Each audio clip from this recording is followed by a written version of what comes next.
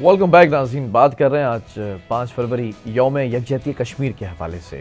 آپ اس بات کا اندازہ لگائیں کہ جس کا لخت جگر اس سے چھین لیا گیا ہو، جوان اولاد کو شہید کر دیا گیا ہو، یا پھر ماؤں بہنوں بیٹیوں کی عصمت دری کی گئی ہو، وہ آہیں، وہ سسکیاں، وہ آنسو، وہ درد، وہ تکلیفیں، وہ رنج و غم جب عرش ہلاتے ہیں نا، تو پھر آپ جو وہاں پر قابض حکمران ہیں وہ کبھی بھی خوش نہیں رہ سکتے، وہ کبھی بھی برسر اقتدار نہیں آ سکتے، وہ کبھی بھی جیت حاصل نہیں کر سکتے۔ لیکن سوال یہ پیدا ہوتا ہے کہ یہ جذبہ کیوں نہیں ختم ہو رہا ہے؟ یہ جذبہ ختم نہ ہونے کا نام لے رہا ہے، یہ جذبہ بڑھتا چلا جا رہا ہے، یہ تعداد بڑھتی چلی جا رہی ہے، نسل در نسل یہ تعداد بڑھتی چلی جا رہی ہے۔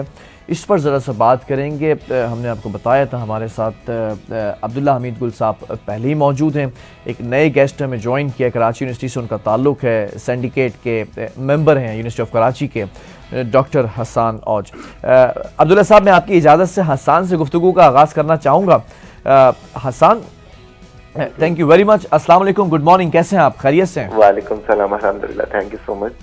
حسان، I just want to ask کہ آپ جو ہے وہ کافی ینگ جو لوگ ہیں کراچی یونیورسٹی کے اندر، ان کی ایکٹیویٹیز میں کافی انوالو رہتے ہیں، کافی آگے رہتے ہیں، اس جذبے کے اندر کوئی کمی تو نہیں آئی ہے؟ نو ڈاؤٹ یہ جذبہ بڑھتا ہی چلا جا رہا ہے، اسٹیٹ لیول کے اوپر بھی ہم نے دیکھا کہ اس کو ٹیک اپ کیا گیا، اس کو اون کیا جاتا ہے اس جذبے کو، لیکن سوال یہ پیدا ہوتا ہے کہ what else can we do that?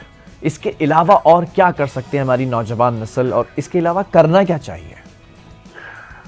دیکھیں، یہ جو آپ نے سوال کیا نا، یہ بہت ہی حساس نوعیت کا سوال ہے، کیونکہ جس طریقے سے ہمارے بچوں کی ذہن سازی کی جاتی تھی مسئلہ کشمیر کے حوالے سے، آپ کو ایک بات کا آئیڈیا ہوگا کہ ہمیشہ سے ایک سوال تو کنفرم ہوتا تھا کہ بھئی پاکستان اسٹڈیز میں یہ سوال آنا ہے بورڈ کے ایگزامس میں، تو لوگ تو اس کو تیاری کر کے جاتے تھے، تو ہر بچہ چاہے وہ جو ہے پڑھائی میں کیسا بھی ہو، اس کو مسئلہ کشمیر تو یاد ہوتا ہی تھا۔ لیکن مسئلہ کشمیر کے بارے میں آگاہی ہونا اب وہ بھی میں سمجھتا ہوں معدوم ہوتی جا رہی ہے، کیونکہ بچے اب جو ہے دوسرے ایشوز میں، اور جو دوسرے آپ کو پتہ ہے سوشل میڈیا کے چکا چون جو ہے اس میں اتنا کھو گئے ہیں کہ وہ کشمیر کے حوالے سے کوئی سنجیدہ کام یا سنجیدہ ویڈیو یا سنجیدہ پیغام دینے سے آ رہی ہے۔ دوسری بات کہ آپ کو پتہ ہے کہ پاکستان میں بھی بہت سارے ٹرموائل چل رہے ہیں مختلف علاقوں میں، اور ان سب میں آپ کو پتہ ہے کراس بارڈر انفلٹریشن ہے انڈیا کی طرف سے، وہ سب چیزیں کی جاتی ہیں، اور کشمیر کا ایشو مجھے لگتا ہے کہیں پیچھے چلا گیا ہے۔ اس طریقے سے ادھر 370 جو ان کی کانسٹیٹیوشنل رائٹ تھا جو ابالش کیا گیا، اور 35A، اور اس کے بعد بھی کوئی ایز سچ ریئیکشن نہیں ہوا۔ ایون ادھر کے عوام تو بیچارے کرفیو میں رہے، ان کو ادھر کے عوام کے انٹرنیٹ بند تھے، وہ لوگ کیا کرتے، لیکن جو پاکستان سے جو ریئیکشن ہونا چاہیے تھا، پاکستان سے میں مطلب اسٹیٹ نہیں ہے، اسٹیٹ تو اپنے لیول پہ ہاتھ بندھے ہوئے ہوتے ہیں اس کے، لیکن جو ہے عوام کی طرف سے جو ریئیکشن ہونا چاہیے تھا وہ میں سمجھتا ہوں کہ بہت ہی مایوس کن رہا۔ بچوں کو نہیں پتا تھا کہ اس پہ اپنی سوشل میڈیا فیڈز کیسے بھرنی ہے، ٹویٹر پہ کیسے بھرنا ہے، فیس بک پہ کیسے بھرنا ہے، بٹ جو ہے میں سمجھتا ہوں کہ جیسے کہ غزہ کے معاملے پہ ہم لوگ پھر بھی آگاہی ہمیں ہے، اور غزہ کے معاملے پہ ہم اپنی رائے دے رہے ہوتے ہیں۔ کشمیر کا ایشو بہت پیچھے رہ گیا ہے غزہ کے مقابلے میں، دونوں ایشوز میں یکسانیت ہے، دونوں ایشوز میں مسلمانوں کی آبادی جہاں ہے ادھر قابض ہیں دوسرے لوگ، لیکن ایون امت مسلمہ جو ہے وہ غزہ پہ تو شاید بات کر لے، لیکن کشمیر کے ایشو پہ تو کوئی بھی ہمارے ساتھ نہیں کھڑا ہوتا، پاکستان کے ساتھ نہیں کھڑا ہوتا، جو کہ بہت ہی افسوس کی بات ہے کہ اگر آپ کو پتہ ہے کہ انڈیا کے جو ہمارے ورکرز ہیں، جو لیبرز ہیں پاکستان، انڈیا، بنگلہ دیش کے، یہ عرب کنٹریز میں، گلف میں کتنے زیادہ ہیں، اگر گلف سے تھوڑی سی ریسٹرکشن کر دی جائے کہ مسئلہ کشمیر کو ریزالو کرنا ہے، اور اس سلسلے میں جب تک کوئی پیش رفت نہیں ہوگی، ہم اس کو چیزوں کو ہم وہ نہیں کریں گے، فیسیلیٹیٹ نہیں کریں گے، تو بہت آسانی سے یہ مسئلہ میں سمجھتا ہوں حل کی طرف جا سکتا ہے۔ معذرت۔ اسی طریقے سے چائنا کا ساتھ ہمارے لیے بہت ضروری ہے، کیونکہ ہم یہ مسئلہ، ہم کمزور ملک ہیں انڈیا کے مقابلے میں، وہ ہر ہر طرح سے ہم سے ہیوی ہے. ہمارا جذبہ ایمانی تو ہے, ہم میں ہمت تو ہے, لیکن صرف یہ کافی نہیں ہوتی ہے, بہت ساری اور چیزیں بھی دیکھی جاتی ہیں. جب ہم کسی بھی چاہے وہ ڈپلومیٹک اسٹینسز ہوں, ان کا ڈپلومیٹک وینچرز اتنے زیادہ اسٹرانگ ہیں باہر, ان کی لابنگ اتنی اسٹرانگ ہے, ان کا اسلحہ, ان کی وار ہیڈز, ان کی ہر چیز ہم سے زیادہ بہتر ہے. تو اس صورتحال میں صرف چائنا ہے, ٹھیک ہے, چائنا نے بھی 15% ٹیریٹری جموں اینڈ کشمیر کی وہ آکوپائڈ کی بھی ہے, ٹوٹل جو پورا کشمیر ہے اس کی. تو وہ one of the factor, one of the party is the China. تو چائنا اگر سنجیدگی سے اس کو لے کے جاتا ہے اور اس کو سالو کرنے کی طرف لے کے جاتا ہے تو وہ پاکستان کے لیے بہت اچھا ہو سکتا ہے. دوسری بات کہ یہ جو ٹیریٹری ہے انڈیا, پاکستان اور چائنا کے درمیان جو بالکل رہ گئی ہے, اس کو اگر پرماننٹ لائٹ آف کنٹرول کی طرف لے جانے کی بات کی جاتی ہے تو یہ بہت ناانصافی ہے ان لوگوں کے ساتھ جنہوں نے اتنی قربانیاں دی ہیں. اور ہم ایسے حسن, میں اسی پر آتا ہوں, ایک منٹ, میں یہ ٹاپک بھی ذرا سا اس کو کنکلوڈ کر لوں. عبداللہ صاحب, جیسے کہ ہم نے ابھی سنی گفتگو حسان کی کہ پاکستان کچھ چیزوں کے اندر پیچھے ہے, لیکن ہم یہ دیکھتے ہیں کہ جب انٹرنیشنل سطح کی بات آتی ہے تو کون پیچھے ہے کون آگے. انٹرنیشنلی کچھ لاز ڈکلیئر ہیں, کچھ لاز بنائے گئے ہیں, کچھ پلیٹ فارمز بنائے گئے ہیں کہ کوئی بھی ملک آگے یا پیچھے نہیں دیکھا جاتا, ایک لائن میں کھڑے ہو جاتے ہیں, کنفرنٹ کرتے ہیں ایک دوسرے کو, اور جو مانیٹرنگ باڈیز ہیں وہ شواہد کی بنیاد پر چیزوں پر آ کر فیصلے سناتی ہیں. کیا انٹرنیشنل کمیونٹی کا انٹرسٹ نہیں ہے یا اس کو غلط چیزوں کو جو ہے وہ پرسپیکٹو کو دکھایا جا رہا ہے؟ What is the actual situation right now? دیکھیں, پہلی بات یہ ہے کہ انٹرنیشنل کمیونٹی کو بائیلیٹرلزم کی جانب لے گئے, اور وہ تاشکند معاہدہ تھا, وہ شملہ معاہدہ تھا, یا لاہور ڈیکلیریشن تھا, یہ تمام کے تمام جو تھے یہ ایسا لگ رہا تھا کہ دو ملکوں کے مابین ایک مقدمہ ہے. جبکہ نہرو جب لے کے گیا 2 دفعہ قرارداد دیں یونائٹڈ نیشن کے اندر کہ ان کو ہم حق خود ارادیت دیں گے, یعنی کہ رائٹ آف ووٹ دیں گے, تو اس کے اوپر اس زمانے میں کیا وہ بائیلیٹرل طریقے سے طے ہوا تھا یا اقوام عالم نے جو ہے اس کے اوپر مہر لگائی تھی؟ تو پھر اقوام عالم نے تو مہر لگائی تھی اور وہ تمام دنیا کا ایک مسئلہ تھا.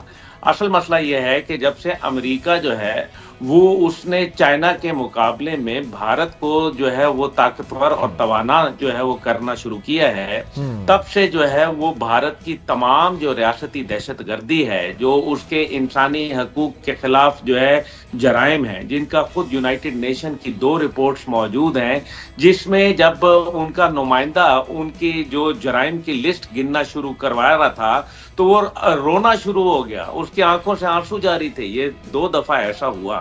اب دیکھنے کی بات یہ ہے کہ آپ نے, میں یہ سیاست پہ بات نہیں کرنا چاہتا, لیکن آپ نے یہ 2019 کو ایک فیصلہ کیا, اور آپ نے اس وقت کے ہماری جو قیادت تھی اس نے کہا کہ جی وہ کشمیریوں کے جو ہے وہ سفیر بنیں گے. اس کے بعد 27 ستمبر 2019 کو یونائٹڈ نیشن جنرل اسمبلی کے اندر انہوں نے ایک تقریر کی, لیکن اس تقریر کے بعد کوئی عملی نمونہ نہیں دیکھنے میں آیا, ماں سوائے اس کے کہ اسلام آباد میں 1-2 جگہ گھڑیاں لگا دی گئیں, اور وہ گھڑیاں جو ہیں گھڑیاں گن گن کے ہماری بھی نظریں پتھرا گئیں. اس لیے پہلی بات یہ ہے کہ عوام کے اندر وہ شعور اس لیے رک گیا کیونکہ ہماری جو ایک پاپولر لیڈرشپ تھی اس وقت کی, اس نے کہا کہ یہ میری ذمہ داری ہے, جبکہ وہ اپنی ذمہ داری سے جو ہے وہ عہدہ برآں نہیں ہو سکے. دوسری جانب جو ہے یہ جو حسان صاحب نے بات کی, میں بہت ادب اور احترام سے ان سے کہوں گا, ہتھیاروں میں کبھی کمزوری نہیں ہوا کرتی, ہمیشہ ارادوں میں کمزوری ہوا کرتی ہے. دوسری بات یہ ہے کہ اگر بھارت کے پاس ہتھیار ہیں تو پاکستان کے پاس بھی ہتھیار ہیں, لیکن اس سب سے مبرہ حقیقت یہ ہے کہ OIC کا پلیٹ فارم ہو تو ہم یہ دیکھتے ہیں کہ سشما سوراج جو کہ وزیر خارجہ تھی, ان کو OIC کے اجلاس میں خصوصی دعوت دی جاتی ہے, حالانکہ وہ ایک ہندو ملک کی جو ہے وزیر خارجہ ہے. اب مسئلہ یہ ہے کہ OIC کا کردار بڑا کمزور رہا, لیکن ساتھ ہی ساتھ جو ہے میں یہ ضرور کہوں گا کہ ہمیں اپنے گریبان میں بھی ضرور جھانکنا ہے. پہلی بات یہ ہے کہ کشمیر کے لیے جیسے میں نے شروع میں گزارش کی کہ ہماری ایک جامع پالیسی ہونی چاہیے, وہ موجود نہیں ہے. دوسری جانب جو اس کے اندر اہم نقطہ ہے وہ ہے آپ کا کہ جناب معاشی استحکام ہوگا تو پھر ہم کشمیر جو ہے آزاد کرائیں گے. یہ غلط کانسیپٹ ہے. اس کی وجہ یہ ہے کہ معیشت اگر اچھی ہوتی تو کیا افغانستان کی معیشت امریکہ کی معیشت سے بہتر تھی تو پھر وہ جنگ جیت ویری گئے۔ گڈ پوائنٹ، ویری کیا گڈ۔ ویتنام کی معیشت جو تھی وہ امریکہ سے بہتر تھی؟ صومالیہ ہیٹی کی معیشت امریکہ کی معیشت سے بہتر تھی؟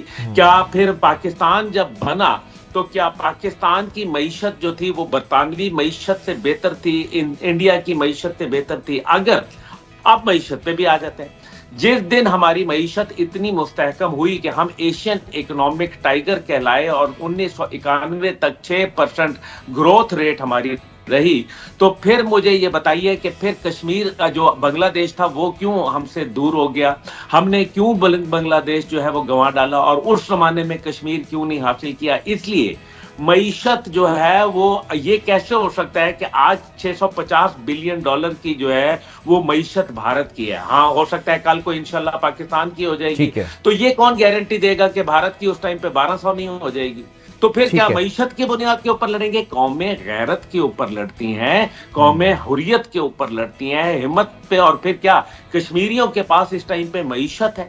نہیں۔ اس کا مطلب یہ ہے کہ یہ ہول کانسیپٹ جو ہے، یہ سیاستدان جو ہے یہ آپ کو کمزور بنا دیتے ہیں۔ ٹھیک ہے۔ یہ ارادے آپ یہ دیکھیں، اب اسرائیل کو دیکھ لیں، ابھی جو حماس نے 7 اکتوبر 2023 کو ان کے ساتھ کیا، جس کے وہ زخم آج بھی چاٹ رہے ہیں، جس حماس کو وہ دہشت گرد قرار دیتے رہے، آج ان کے ساتھ ٹیبل پہ بیٹھے ہوئے ہیں۔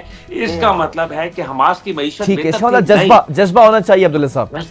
ٹھیک ہے، بہرحال بہت شکریہ آپ دونوں معزز مہمانوں کا، وقت بہت کم رہ چکا ہے، میں شاید ایکسٹرا بھی نہ دے سکوں۔ Thank you so very much for sharing your analysis, جو کہ بہت ضروری تھا۔ بہرحال کشمیر کے حوالے سے اب یہی کہوں گا کہ کشمیر پاکستان کا حصہ ہے، پاکستان کا حصہ تھا اور پاکستان کا حصہ ہمیشہ رہے گا، اور کشمیری جو بھائی ہیں وہ خود کو اکیلا نہیں سمجھتے، وہ پاکستانی ان کے ساتھ شروع سے کھڑے تھے اور کھڑے رہیں گے۔ اللہ حافظ۔